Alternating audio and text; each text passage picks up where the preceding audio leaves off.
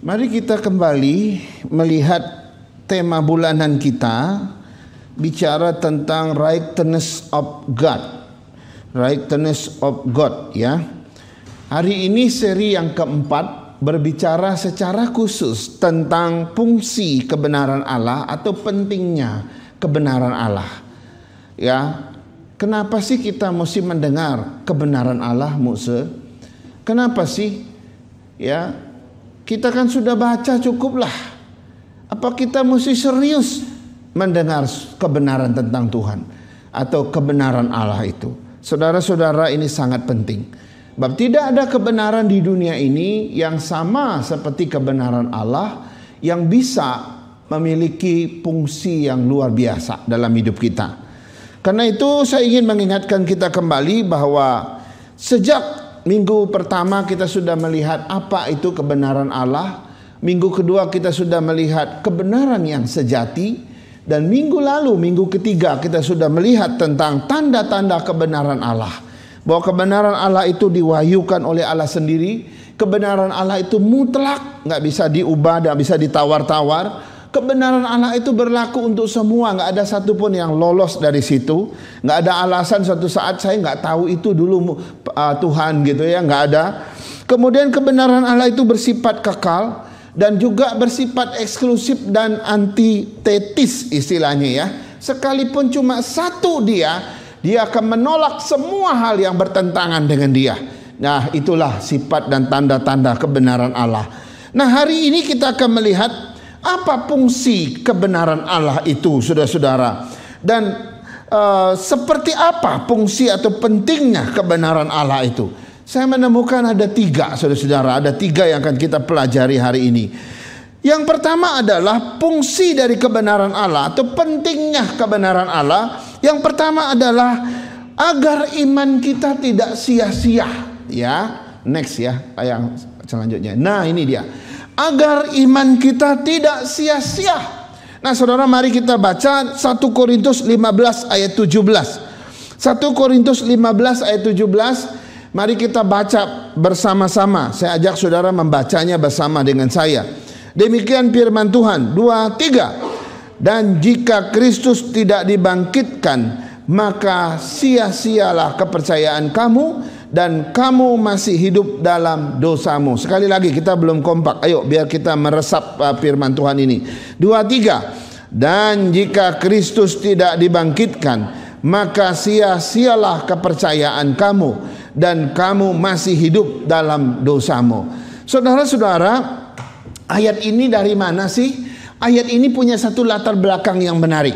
Ayat ini adalah sepotong kalimat daripada Paulus yang diucapkannya kepada jemaat di Korintus. Nah, dia sedang menyampaikan suatu kebenaran tentang kematian Kristus dan tentang kebangkitan Kristus. Ya, Rasul Paulus waktu itu sedang berbicara kepada jemaat Korintus bahwa Yesus telah mati bagi mereka dan bagi kita, dan Yesus yang mati yang telah disalibkan itu dibangkitkan juga pada hari yang ketiga.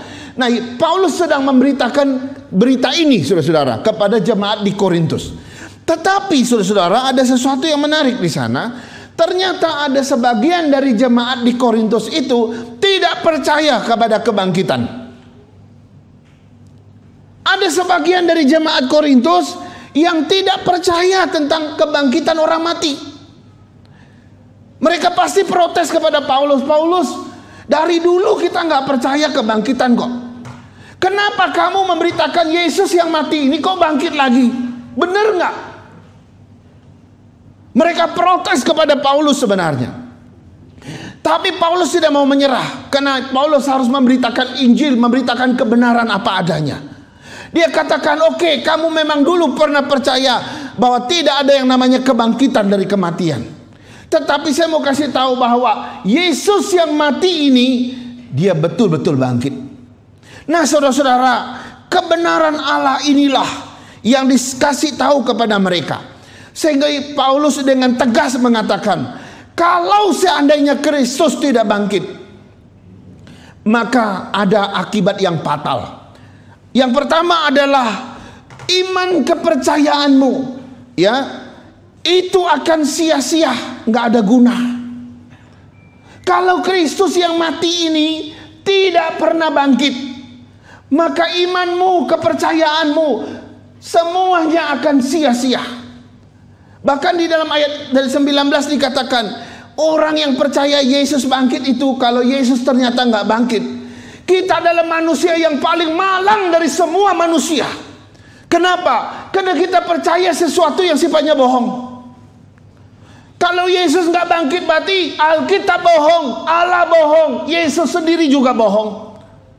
Kalau Yesus ternyata berbohong dan dia tidak pernah bangkit, kita adalah orang yang paling sial, paling malang karena percaya kebohongan. Kalau Yesus nggak bangkit, iman kepercayaan kita sia-sia. Yang kedua, kata Paulus kepada mereka, kalau Yesus yang mati itu nggak pernah bangkit, maka kamu akan tetap tinggal dalam dosamu. Artinya kamu akan binasa selama-lamanya. Wow, saudara-saudara, ini terjadi satu pergolakan dalam hati orang di Korintus.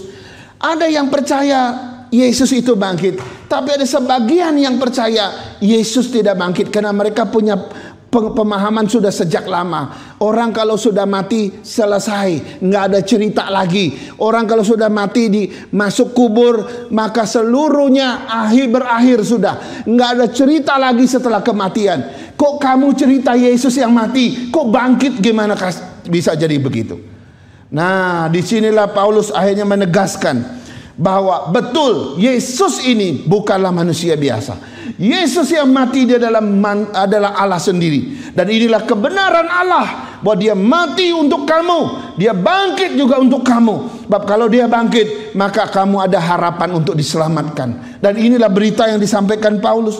Sehingga dia katakan kebenaran Yesus bangkit ini ada satu doktrin yang sangat penting di dalam ajaran kekristenan. Kalau seandainya ajaran ini, Yesus bangkit ini dibuang dari ajaran Kristen, kalau kebenaran tentang Yesus yang bangkit ini dicabut, dilemparkan, dikeluarkan dari ajaran Kristen, maka kekristenan tidak ada artinya. Iman kita juga tidak ada artinya. Kalau Yesus nggak pernah bangkit, saya juga orang pertama yang nggak mau percaya Yesus. Buat apa percaya pada orang mati yang tidak pernah melawan kematian? Tapi Alkitab berkata tidak demikian. Paulus mengatakan Yesus itu benar-benar mati dan juga benar-benar bangkit. Saudara-saudara, bayangkan kalau Yesus nggak bangkit, semua yang kita lakukan sia-sia. Kata Paulus begitu. Berarti ke gereja saya sia-sia juga. Sia-sia.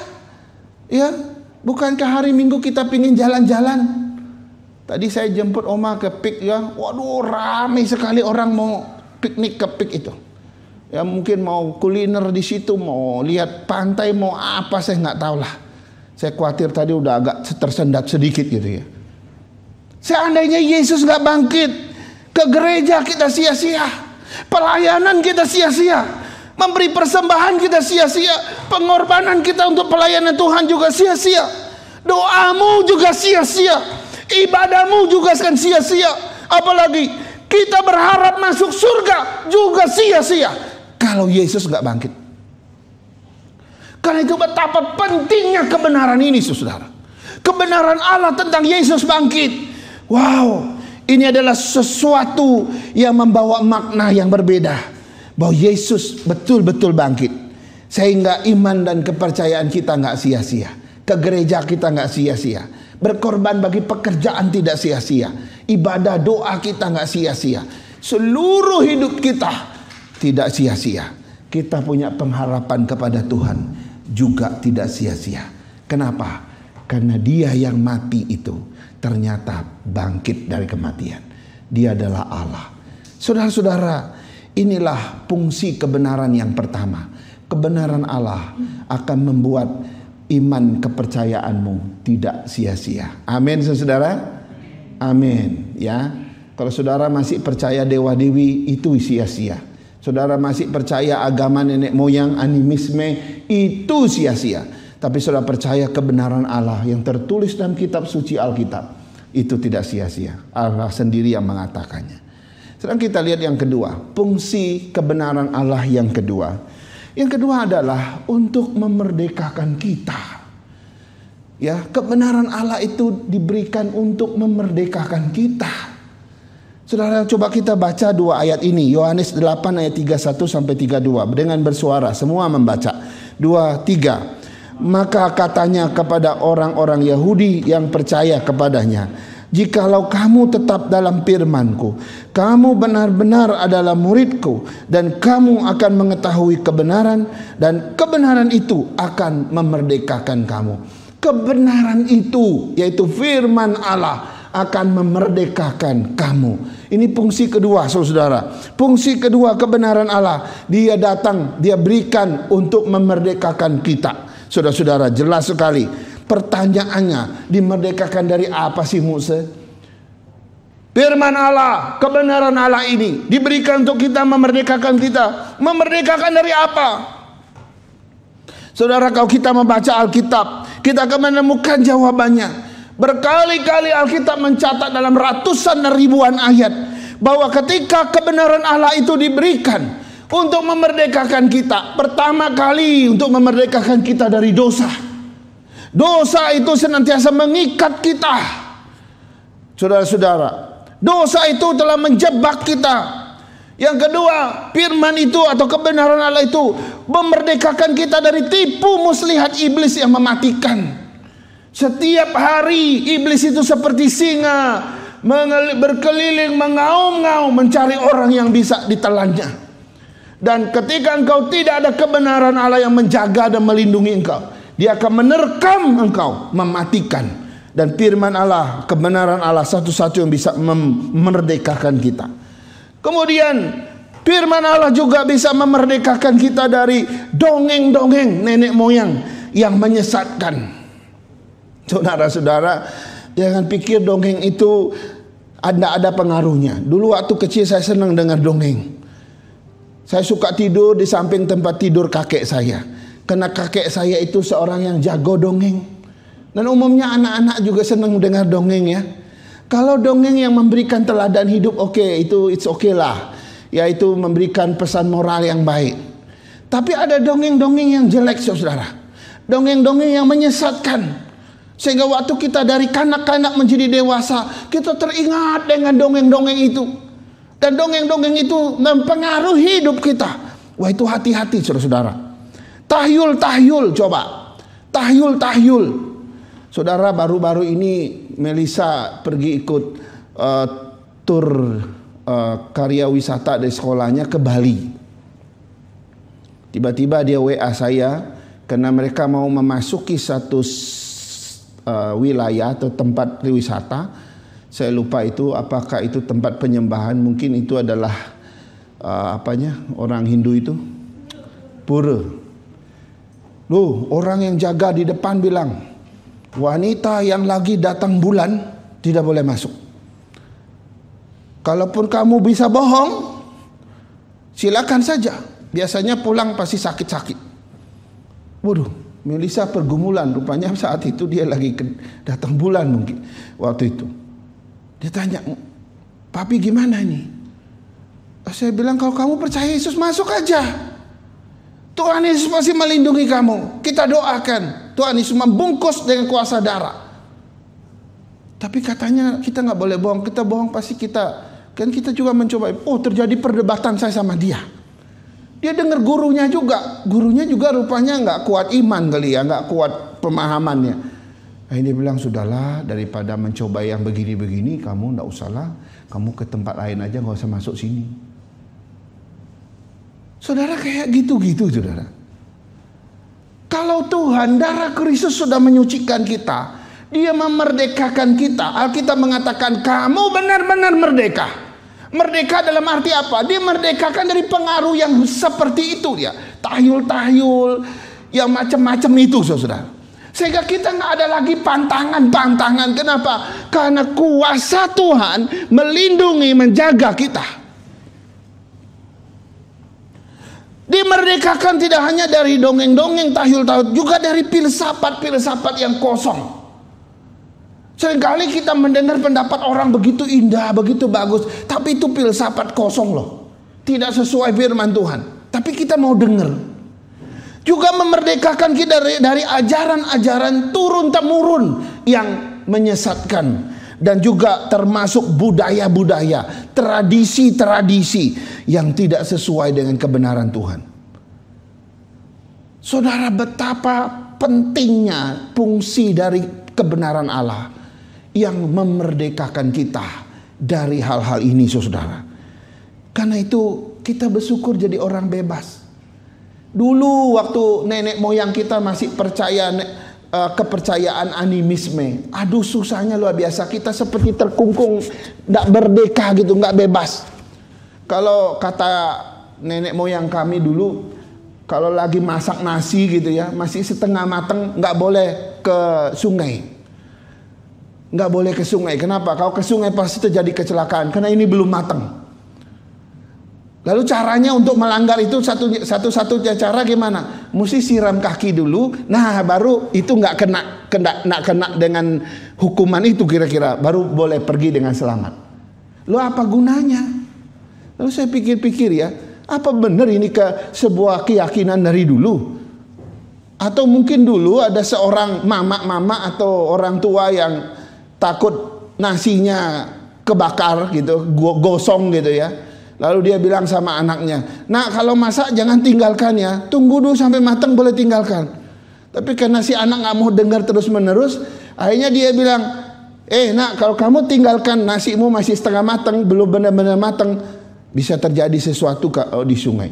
Dari kalimat ini menjadi satu pendapat, jadi satu opini, lama-lama jadi suatu keyakinan.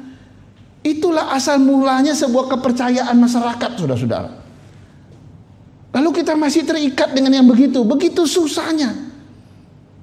Orang kami dulu kalau dia mau ke kebun, dia naik perahu dari sungai gitu ya, naik sampan.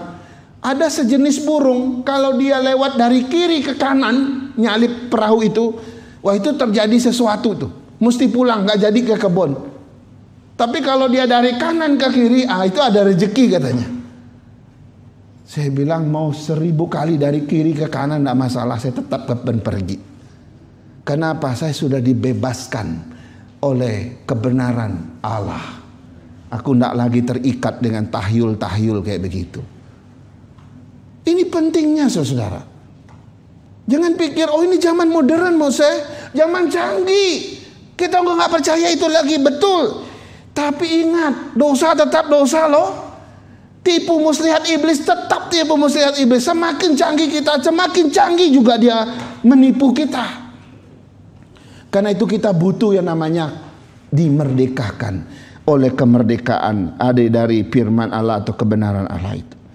Saudara-saudara, kita harus ajarkan ini supaya kita sungguh-sungguh dimerdekakan.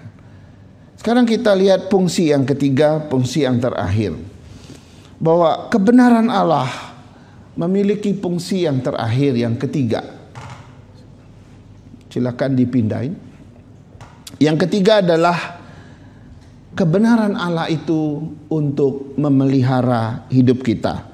Mari kita baca Yohanes 17 ayat 17. Semua membaca satu ayat ini dulu. Yohanes 17 ayat 17. 2, 3. Kuduskanlah mereka dalam kebenaran. Firman-Mu adalah kebenaran. Kuduskanlah mereka dalam kebenaran. Firman-Mu adalah kebenaran. Saudara, ayat ini adalah sepotong doa Yesus ketika dia mau naik ke surga. Dia berdoa semalam-malaman untuk semua muridnya yang sebentar lagi dia tinggalkan karena dia akan naik ke surga. Salah satu dan ada banyak yang dia doakan, dia minta Tuhan memelihara murid-muridnya yang sebentar dia tinggalkan. Dia juga minta supaya Tuhan menyatukan mereka dan supaya mereka menjadi satu. Dia juga minta supaya Allah Bapa melindungi mereka. Nah, saudara-saudara, salah satu doa Yesus adalah dia berdoa agar murid-murid Yesus itu dikuduskan oleh firman Tuhan. Agar murid-murid Kristus yang dia sebentar lagi tinggalkan itu dikuduskan dengan firman Tuhan. Jadi apa ini dikuduskan? Saudara, dikuduskan tidak hanya berarti dikuduskan, tetapi sebenarnya memiliki dua makna. Pertama, memang menguduskan. Kenapa? Karena firman Tuhan itu suci. Ketika firman Tuhan itu masuk ke dalam hati kita, maka firman Tuhan yang suci itu akan bertentangan dengan yang tidak suci. Dan ini akan terjadi suatu pergumulan yang berat dalam hidup kita. Akhirnya kesucian Allah itu terus menggeser dosa yang ada di hati kita, terus menggeser sampai akhirnya hidupku seluruhnya disucikan oleh firman Tuhan. Ketika kita mau berbuat dosa, kita ingat firman Tuhan, kita nggak jadi berbuat dosa. Kita ditegur oleh firman Tuhan. Nah, itu adalah fungsi menguduskan kita. Tapi ada makna yang kedua. Ketika Tuhan Yesus berkata, kuduskanlah mereka dengan firman-Mu, artinya peliharalah mereka dengan firman-Mu. Peliharalah hidup mereka dengan firman-Mu.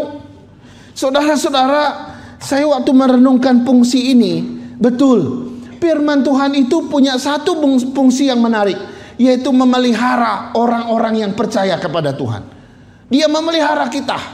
Firman itu akan memelihara hatimu, hidup kita dan semuanya. Nah, memelihara dari apa, Musa?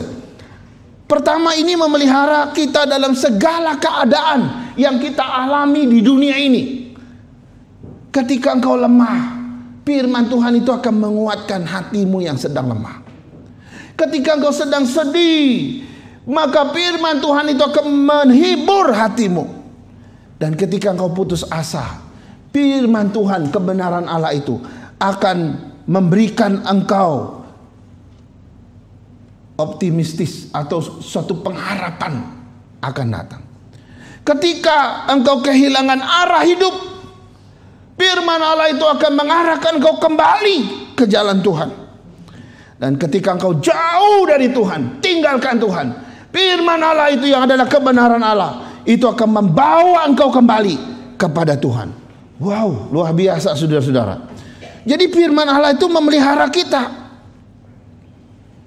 Nah, saudara-saudara, ayat ini sebenarnya dikatakan oleh Rasul Paulus kepada anak rohaninya yang bernama Timotius. Timotius seorang yang masih sangat mudah. Dia hamba Tuhan yang masih sangat mudah. Ya. Dan dia belum punya pengalaman dalam pelayanan. Lalu Paulus menempatkan dia menjadi seorang gembala. Saudara, bayangkan Timotius yang masih muda, yang belum punya pengalaman, disuruh menggembalakan jemaat yang penuh dengan persoalan. Timotius itu bingung, tidak ada pengalaman, dia nggak pernah dapat pendidikan yang hebat, dia susah sekali, saudara. Akhirnya Rasul Paulus sebagai bapak rohaninya, sebagai guru rohaninya, memberikan satu nasihat. Ini loh yang kamu harus pegang. Coba kita baca yang dia berikan kepada dia tentang fungsi kebenaran Allah. Itu 2 Timotius 3 ayat 16. Ayat yang kedua. 2 Timotius 3 ayat 16. Coba kita baca ayat ini. Semua membaca. 2, 3. Segala tulisan yang diilhamkan Allah memang bermanfaat untuk mengajar, untuk menyatakan kesalahan, untuk memperbaiki kelakuan, dan untuk mendidik orang dalam kebenaran. Timotius, kamu nggak perlu cari buku-buku tentang karakter building, nggak perlu. Kamu nggak perlu mencari buku-buku PMP, pendidikan moral Pancasila, nggak perlu. Segala sumber ajaranmu, fungsi dalam penggembalaanmu ada dalam firman Tuhan. Firman Tuhan ini adalah kebenaran Allah. Kebenaran Allah bermanfaat untuk apa? Untuk mengajar. Untuk apa? Untuk menyatakan kesalahan, memperbaiki kelakuan, dan mendidik orang dalam kebenaran. Saudara, sebenarnya kalau mau jujur, ini saya mau kasih tahu, kalau mau jujur, ya, inti dari penggembalaan gereja itu sebenarnya pemberitaan firman. Jadi kalau saudara melihat, oh, jadi inti penggembalaan gereja itu apa sebenarnya, Pak Pendeta? Inti dari sebuah penggembalaan gereja itu sebenarnya bukan terletak pada pendetanya, bukan terletak pada majelisnya, bukan terletak pada aktivisnya, tapi terletak pada firman Tuhan yang diberitakan. Itu sebabnya ada satu gereja Injili terbesar di Jakarta ini. Mereka tidak perlu besuk-besuk, susah-susah besuk jemaat itu. Mereka lebih mementingkan memberitakan firman Tuhan dengan begitu bagus, begitu dalam, begitu luas. Sehingga kalau jemaatnya sudah memahami firman Tuhan itu, firman Tuhan yang masuk dalam pikiran dan hati dan seluruh hidup mereka itu akan menggembalakan dia. Itu jauh lebih sempurna daripada seorang gembala yang setiap hari mungkin bisa datang mendoakan kita. Firman inilah sang gembala yang memelihara jiwa kita, karena bermanfaat untuk mengajar kita, untuk menegur kita, kesalahan kita, memperbaiki kelakuan kita, dan juga untuk mendidik kita di dalam kebenaran. Saudara-saudara, ini penting sekali fungsi daripada firman Tuhan yang terus-menerus diberitakan di dalam setiap ibadah-ibadah kita. Karena itu diperuntukkan untuk memelihara hidup kita. Di sini kita sudah lihat ada 3 ya. Apa fungsi atau kepentingan daripada kebenaran Allah? Pertama, supaya iman kita nggak sia-sia. Yang kedua, untuk memerdekakan kita. Dan yang ketiga, untuk memelihara hidup kita. Kiranya Tuhan menolong kita. Mari kita berdoa. Bapa kami di surga, kami bersyukur atas firman Tuhan.